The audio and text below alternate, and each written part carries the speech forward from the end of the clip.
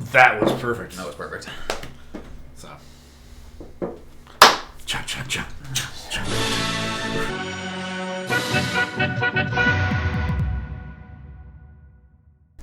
Hi, and welcome back to another episode of Never Tell Us the Odds, where two friends sit around, drink beer, and talk about a galaxy far, far away.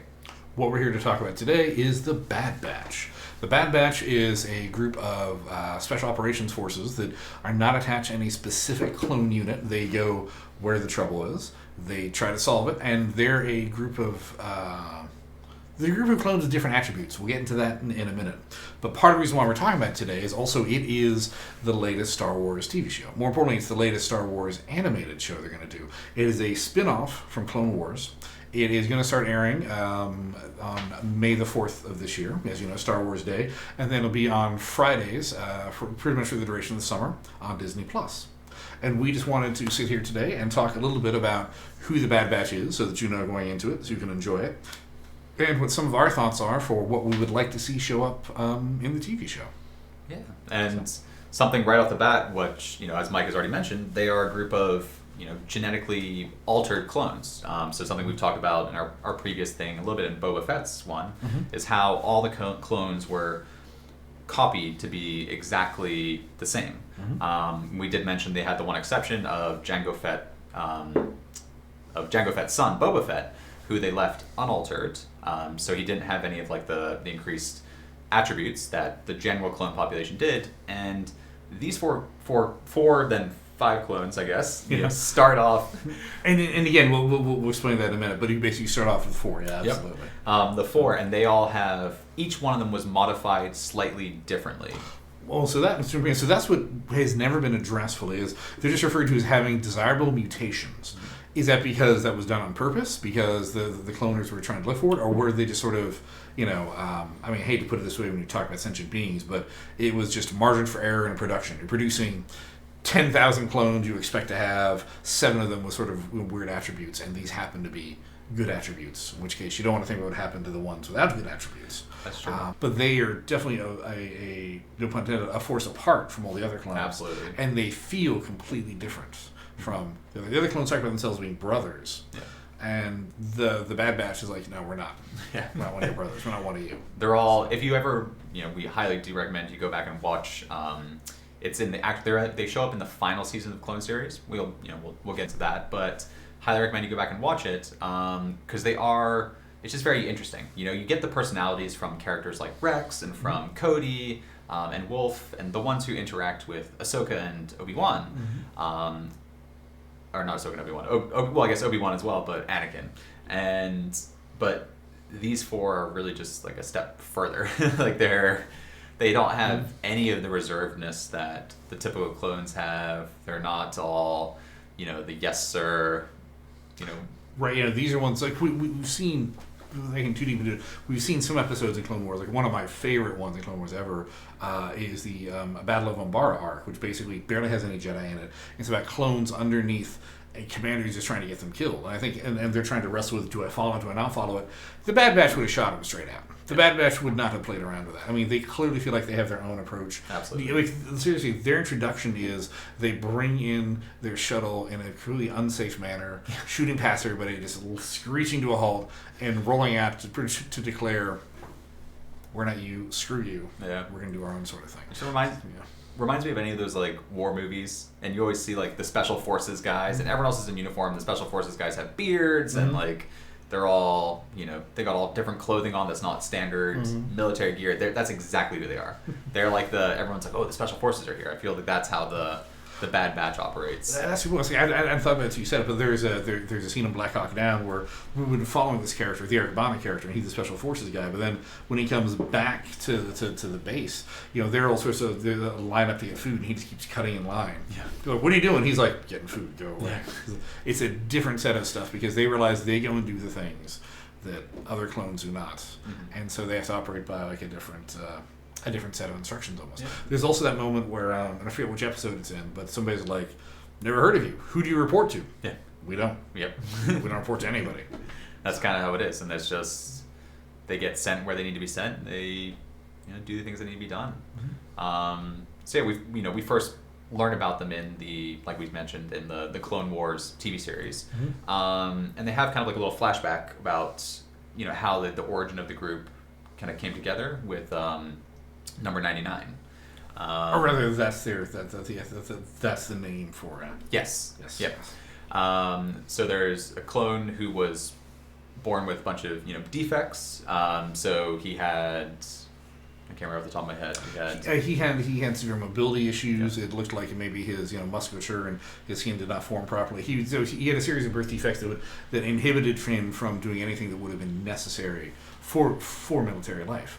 And the Kaminoans kept him around, and sort of he worked in more of a maintenance detail and this and that. And he would try to befriend the young clone cadets from this sort of sense of he realized because the clones are bred to want to go to war, to fight war, to do this. So he had the urge to go and fight, yep. But he was physically unable to do so. And so he sort of wound up befriending the clones. And matter of fact, even a couple of the characters that we see in the arc, the arc that introduced the Bad Batch, are ones that befriended 99, or the 99 befriended when they were still cadets going through everything.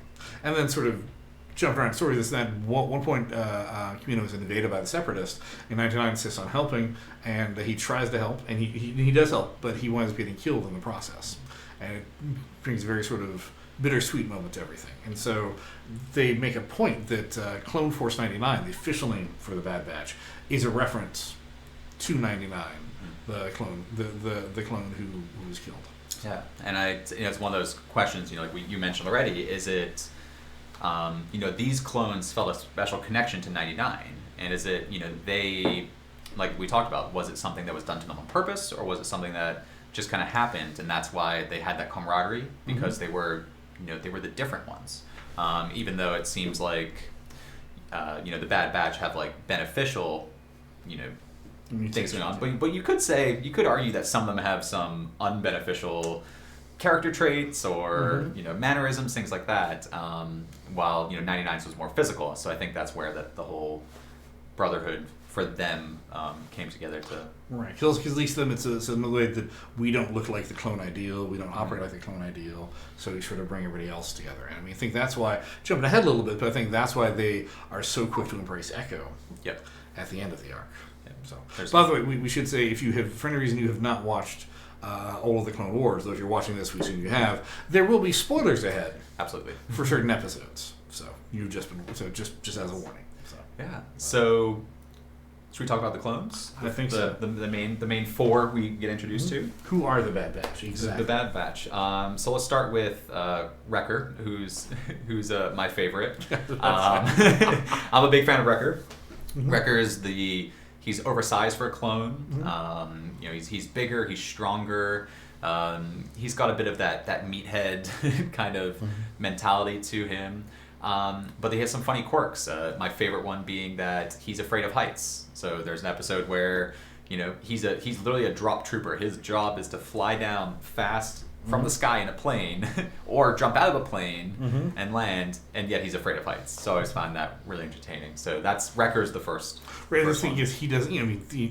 The other situation people would panic about, he just charges in. Oh, absolutely. He just becomes a wrecking ball. Yeah, he's not afraid of anything, afraid of heights, except for heights. Another one I want to talk about is Hunter. Hunter is, if there is a leader, he seems to be the de facto leader. He's considered the sergeant of the group. Hunter is, there are a couple of comments made that imply that he not only has enhanced senses, but he can even sense some of the electromagnetic spectrum. In other words, he can sort of identify where there are large concentration of droids and such, which is very useful if you have somebody who's going to be a tracker or literally a hunter going through.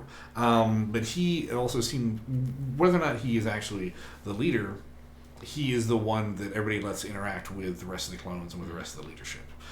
Is that because he just has been designated to be the one in charge, or is that because the others don't want to deal with sort of regular folks making decisions and stuff like that? Yeah. They'd much rather be like, just sort of point us in a direction and go in that direction. So. I get a lot of Sylvester Stallone vibes from Hunter, his from Rambo. I could see. He's got the headband. He's got. He just kind of gets that, almost like animalistic. He's like a little more primal, I guess, is the best way to put it, than the other clones. Yeah, so he's a fascinating one. And then after that, we have... Well, Crosshair, for instance. Crosshair, yep. So Crosshair is another one. I always, whenever I look at his armor, I think of like Deadpool from Deadshot. Deadshot, yes. Deadshot. Not Deadpool, so sorry. Deadshot. Sorry, Marvel fans. And DC fans too, I guess, for both of them. But yeah, so he's got the kind of the sniper scope eye. He's the one, the marksman who does the kind of cover fire for them, things like that. Cover also incredible stuff. Like you'll see him, he just sort of estimates how far he has to shoot in order to intercept something in the air. Like he has a tactic where he will throw an explosive or a grenade, and then he will shoot it and blow it up at a certain point to do the maximum amount of damage. Yeah. So in terms of looking at what the desirable mutation is in this case, is it just sort of spatial geometry? Is it increased hand-eye coordination? Is it a combination of those things? He's one that's sort of the hardest to figure out exactly what his exact mutation is, but it's definitely something that lets him be an amazing sniper and marksman, and it also implies that if he can do that, maybe he's also one of the better pilots. I don't know. Yeah. So yeah, something they haven't really explored yet. Something. But again, so we've only seen them in 4 episodes, and the Bad Batch. Hopefully, the TV show. Hopefully, they will touch on that. Absolutely. The 4th original member is Tech. And I get a kick out of Tech for a couple of reasons. But part of it is he clearly has not only a huge amount of just access to memory, he has increased cognitive ability, because not only is he able to use all the tools at hand to solve problems, like one of my favorites is when they're on Skako Minor, and they're trying to talk to the locals. He not only brings up the written language, he starts speaking it in such a way that he enunciates it properly that the natives understand what he's talking about. So that clearly means he's able to do massive computation. The other thing that I like about him, why he really gets my attention, he's only, off the top of my head, the second person I've ever seen in the Star Wars universe who wears glasses. Like we were talking earlier, he made the joke, everybody has LASIK by lightsaber, perhaps. There you go, yep. The other person, by the way, was the scientist in the first season of Mandalorian. Who also had glasses, but because at first you think Tech is just wearing these goggles for some sort of useful protection. Then you realize, no, there's another set of glasses that goes over those goggles. And these goggles have something to do with how he processes stuff. Is it because his senses are so acute that he needs them to filter out what's happening? Maybe that's what it is. He absorbs so much information from his surroundings that it would just, override him and make him nuts if he didn't have some sort of filter. The other thing I always thought was maybe it's just like a design choice to really be like, we make Wrecker bigger, stronger. We make, Hunter look that primalistic kind of thing. The marksman's clearly got like the sniper scope eye and all that, and they're like, well, how do we make the nerdy guy look nerdy and put glasses on him? So I always thought maybe that's why all right, this is the smart guy in the group, and we're gonna make it real obvious because we're gonna put on glasses that nobody else has. And you see, and that's the best explanation I've heard. So it could very much be that. So. Yeah. But I'll be curious because they're gonna have, I believe, a 13 or 14 episode series, so they have time to get into it and kind of explore some things. So we'll see. So those are the 4 core members of the Bad Batch. And the first time they're called upon is basically there's a situation fighting on the planet Naxos that every time the Republic tries something, the Separatists counter that. And for a variety of reasons, we're not going to go into the whole thing, they think they might have a solution to it, but they have to basically penetrate a data center that is well behind enemy lines. And nobody can seem to do it. So Commander Cody puts out the call. The Bad Batch shows up. And Cody's the only person apparently who knows who they are and has how to get contact with them. And then just hilarity ensues. Well, not hilarity, mayhem and carnage, but yes. That stuff. Yeah, they have a very unique way about going about their mission. There's no. It's get it done whatever cost. I think that's the best way to put it. It's like get it done whatever cost. It doesn't matter collateral damage. It doesn't matter if you blow everything up to get it done, or if you hack into the system using tech. It's whatever it takes. And in the case of Wrecker, he has more fun if you're trying to. He does. So he clearly likes to destroy things and makes them feel better. Yes. But it gives them an ability to problem solve that you don't see in other clones. Like for instance, that's said early on. Like 2 of Wrecker's signature moves early on is at one point their ship gets shut down and Cody is trapped inside. Like we've got to get Cody out of there. Like no, we got this. And Wrecker. Normally clones would sort of dig in to extract the person who's injured. Wrecker lifts up the entire ship off of Cody. Yep. Throws it somewhere. Yep. It's like, it's done. So, they're almost more like superheroes than they are like, regular clones in that way. Yeah. But in the course of this, they go to a couple different planets, they discover a couple different things, and then it turns out how the Separatists, again, not to go too deeply into it, it is worth checking out the episodes. But, and again, spoiler alert, as we said, that the key to everything going on with the Separatists was a clone called Echo that had served alongside Rex, and Rex had even mentored for a long time, and was believed dead in the Citadel arc. Was season 4, season 5? Yeah, it's in the middle there. So basically, for several years, if you were watching the whole, several seasons at least, he was believed dead, and then all of a sudden he's back in a slightly, rather we thought he was killed during the Citadel arc. It turned out he was only mostly dead. But he's a Darth Maul kind of so experience. And he's in bad shape. They've replaced him with some robotic and cybernetic functions, but he gets rescued, and it turns out he has the ability now to interface directly with technology. Which hopefully Tech will not get too jealous of, or too worried about. And then the whole thing goes through where they come up with this amazing, incredible plan to fly to the enemy fleet and carry off this sort of last-ditch effort. I mean, I say this like I make fun of it. It's a fun episode. And like if you like those sort of World War II-esque films, or somebody, it's very out there. Yeah, they come in at the last minute and they do the one thing you can do, and they get out by the skin of their teeth. Mm-hmm. It's that type of feel. Yeah. But in the Star Wars universe. Yeah. And that was the introduction. And then at the end of it, Echo joins the Bad Batch. Mm-hmm. And as I sort of alluded to earlier, I think that's because he is, number one, has been suffering from PTSD because he was a prisoner for a good year or so.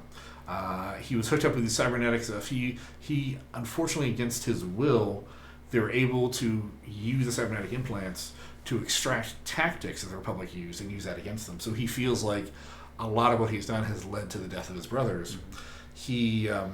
My take on it, at least, is that he doesn't think he can be part of the regular clone forces. Exactly. I think it's a good new beginning for him. Mm-hmm. It's a really, and it just all kind of works out that they're the group who saves him. So yeah, it's a natural fit, natural flow into that. I'm really excited to see, especially him, like what he can do, knowing that he has these kind of powers almost these days. Yeah. It'd be interesting to see what he can do in the Bad Batch series. So speaking of which, what little do we know about the Bad Batch series? So we've seen, you can go online now. There have been 2 full trailers released. We will include the links in the description below if you want to go there after. Yeah. After watching this, please. That's at the end. And at the end, you can watch the 2 trailers, and it's almost like trailers for an action movie. Mm-hmm. There's lots of explosions, lots of plane crashes, things like that. And the main focus of the new series coming out seems to be a kid. So there's a young boy, I'm spacing on his name right now. I'm not even sure what the name was. No, sure what his name was. Don't worry about that. So. But I believe he's a clone child. It looks like it could be. Yeah. So we don't know too much about it yet, but there appears to be a kid or a young clone that they go to rescue or to get out, and then it seems like he becomes the central part of the story. Or at least what's driving everything forward. So, exactly. Because one thing you described it very well is that this is supposed to be a more action-oriented type of thing. Because we've had Clone Wars that sort of unfolds the whole saga of the wars and looks at how these characters we know from the movies, how they get from point A to point B. Yep. To become people we know in season 3. Rebels looks at sort of like everything that leads up to what happens before New Hope. Mm-hmm. Now we have this takes place between Revenge of the Sith and New Hope, but it's a group of folks that we apparently know nothing about, which means that they have total freedom to evolve them, kill them, let them live, whatever. Yeah. And it's an amazing thing because they focus more on the action. We don't know what's going to happen, which is something Star Wars can do because Star Wars is enough of a property that you can introduce somebody and still people go, okay, you told me nothing about the show, but I'm going to watch it. Yeah. Which, for most other shows, you have to have some more sort of background that goes into it. In terms of background, just a quick behind the scenes, I'm also fascinated because D. Bradley Baker, who does all the voices for the clones, does all the voices for the Bad Batch, and they sound very different. Yeah. So it's always fascinating to kind of see how that plays out. It's fascinating. One guy talking to himself for 4 characters, for an entire 5 characters for an entire TV series is pretty fascinating. And the other thing we can extrapolate is we know they're going to tie into different pieces of Star Wars lore, just because what we've seen in the previews is, like, for instance, there's a shot of Tarkin. As he becomes Grand Moff Tarkin in Star Wars: A New Hope, Death Star guy, and then also Fennec Shand, who played by Ming-Na Wen in the Mandalorian series. There's going to be a younger version of her who shows up in this as well. So there are definitely going to be ties into it. This is solid continuity, but it's a blank slate because, again, we don't know much about these characters. Yep. So it's fascinating to see where it's going to go, and fascinating to see what's going to happen. So, like, I mean, let me ask you this, because thinking back to our Ahsoka episode, we talked about how she's a lot of connective tissue. What are the odds that we're going to see Ahsoka, you think, in this new series? I think they are strong. I think if they were going to pull a Jedi to go on a mission, there's the typical Anakin. It could be Ahsoka Tano, maybe at this point. But I would assume it's more likely going to be Ahsoka, and it's going to be her post leaving the temple, because she's kind of on the outskirts of things now. You got to remember that this all takes place after Order 66, so the clones as we know them don't exist anymore, for the most part. They've all gone to the other side. They're all stormtroopers now, basically, no longer clones. Or at least from what we've seen, the way it was in Legends, well, what is now Legends, the way it was before Disney bought everything is like some of the clone troopers became stormtroopers. They phased them out. Some didn't. Slowly, yeah. We had a Wookiee moment there. Sorry. We got a Wookiee with a tennis ball here.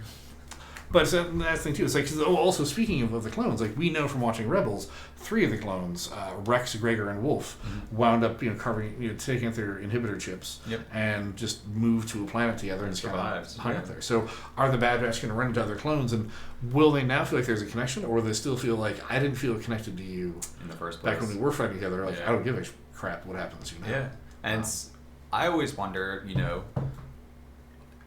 is this possible, based on, I guess it would be based on the success, honestly, of the Bad Batch, and if, people like them enough, could it be one of those things where, if you've seen the original Clone Wars series, you have Rex and Cody and all them, they also show up again in Rebels as, post, like you mentioned, they were hiding out on a planet, living in an old... assault, assault droid. One of the walkers that with the multi-legs, the 8-legged ones. So could there be the possibility that they survive and we see them in the live action? Could we see them in Boba Fett? Like maybe they've become a bunch of bounty hunters, or maybe they've who knows? Which would be a natural thing too. Yeah. Right. So that, because I'm sure there's somebody watching who's going to go, yeah, but I thought the clones had accelerated aging, and that's the reason why so why would they live that long, et cetera, et cetera. You might be right. But then again, remember we said there are desirable mutations, and we don't know if these mutations are accidental, if the Kaminoans put them in. And if the Kaminoans put them in, maybe what they did is they turned off the accelerated aging. Or maybe by dint of having these characteristics, they don't have the accelerated aging. Yeah. So you're right, they could, if this is popular enough, in the Ahsoka show, The Mandalorian, Boba Fett, Marshals of the Republic, we could have a cameo from one of these folks. Yeah, I mean, I gotta say, because if there'd be a nice connection, maybe you bring Ahsoka in the Bad Batch show to make that connection, and then it's gonna happen. We're gonna have some kind of invasion of Mandalore again. There's gonna be some kind of trying to take Mandalore back for the 50th time now, I guess. It's what you do to a certain point. It happens not. So, like, who are you going to call to invade a planet with the world's, or the universe's greatest warriors? Like, well, we got a bunch of 4 crazy ass old clones who we could send in there. So that could, I could see that being a connection. Maybe not, in the first season of the Book of Fett, or in the next Mandalorian, but possibly the one afterwards. For sure. And since you brought up the Book of Fett, that's true too, because it's like they had Tamora Morrison already under contract working on stuff, so why not have him? Yeah, play one of the Bad Batch. Yeah. Definitely have to change the makeup job a little bit. That's true. You could. You'd have to have him 4 different makeup sets, plus like different body suits, so he can be bigger, and like some glasses for him. That'd be really funny, actually, to see him. That'd be all those things. Yeah. So, Lucasfilm, if you're listening and you're not thinking that, please do think that. Yeah, that's true. We want to see the people demand, the Wookiees demand. Yeah, we would love to see. I think Bad Batch in live action would just give more of. You could have just Tamara Morrison do it, because he did such a good job with the live action. Oh my gosh, him as like Hunter, kicking butt and stuff. That'd be fun. That's right, like in some sort of giant prosthetic suit to play a wrecker. Yeah. So we could see that. What else do you think? Anything else you would like to see? In? Well, I don't know. So not saying things that I would like to see, and what I have wondered about though is so we've. I talked about this video, I think other episodes too, about this is a new version of the expanded universe. Disney, I mean post Disney, so like it's a few years old now, but they've been slowly reintroducing old expanded universe concepts. Like Thrawn is a classic example. Thrawn was sort of thrown out when Disney bought this, but they brought him back in Rebels. So this will be an interesting touch point. They're covering between Revenge of the Sith and New Hope to see if there are other expanded universe concepts that they want to bring in, that they need to bring in. Or not need to bring in, I said need to, but it's like it will be time to sort of let them play with it. Or are they going to do sort of some varied approach? And the other thing I thought about too, because obviously these guys will have to be involved with the underworld to some degree. Sure. There was a video game, Star Wars video game they tried to develop called Level 1313, which is going to be taking place, in Coruscant, dealt with the underworld. Boba Fett was going to be a main character. Okay. Some of those elements from that game, the game was scrapped. Made its way into some of the later series of the Clone Wars, like the ones where Ahsoka goes on the run. Goes into. But maybe there'll be other aspects that they take and work into. Because one of the most, I think it's called Republic Commando is the name of the game. It was a game in the, I think it was like the original Xbox or like PS2 kind of era, and it was the first Star Wars game that wasn't about Jedis. There's no Jedis involved. It's all about a clone squad. So that could be, a Bad Batch video game. Could be something that would be a lot of fun. They would be a good, outlet. Boba Fett would be another good one too. But the current games that have come out are all still mostly based around, lightsabers, things like that. So but this is a different approach because one of the there's a time there that the most popular Star Wars game was something called Dark Forces, which just wasn't even Jedi. You just ran around and shot stuff. But, of course, that's what led to the Dark Troopers. It's all Mandalorian. Gotcha. But the later video games, again, they brought in Jedi. So you're right. There's sort of that niche, I think. Or not niche, but there's a possibility of, if you're going to make the Bad Batch popular, make some toys, put some video games, put in a first-person shooter that doesn't involve lightsabers and Jedi. Not that there's anything wrong with force powers, but still, you can just cycle between the 5 characters, as you need to solve things. Or if you do it as a team-based game, as opposed to having a medic, somebody is actually I can have 2 tech people, but whatever, so that's a really cool idea. They got some defined roles. Another thing I'm hoping for in the Bad Batch are the introduction of even more Bad Batch. Maybe it's looking at the backstory. Maybe there are other Bad Batch clones that did exist. Maybe they got killed, things like that. Maybe even other task forces, because since they operate sort of on their own, maybe they don't know there's another task force out there. That's interesting. There could be a counter Bad Batch, or just like it makes they said we're going to do a mercenary, we're going to do our thing. Another Bad Batch is like screw you, we're going to be the worst batch. The worst batch. Clone Force. Clearly, all the best names. 100. Exactly. So that's true. They could run into that. We don't know for sure because we don't know like that. And I could honestly see the other way of the Bad Batch going would be like Rogue One. Where it's, unfortunately, in case, once again, turn this video off right now, because at the end of Rogue One, everybody dies. So, it's the Star Wars version of the Suicide Squad. Exactly. And so, could they turn into that? Could be, maybe the invasion of Mandalore is like Is there a version of that? Is there a version of that? Like they, ride off into the sunset at the end of the series, and that's kind of the last we see of them. And there may need to be something like that, because I had not thought about it until you said this, but if they were still around during Rogue One and during, we saw New Hope and Empire, wouldn't they have hooked up with the Rebels at some point? I mean, they would have been the group who would have been like, you want us to go invade Scarif? That's probably true. Like, sure, we're going to go do it. So yeah, they probably are. Yeah. Possibly. So that's my clue to. Yeah. I mean, I'm excited for this new TV series to be coming out.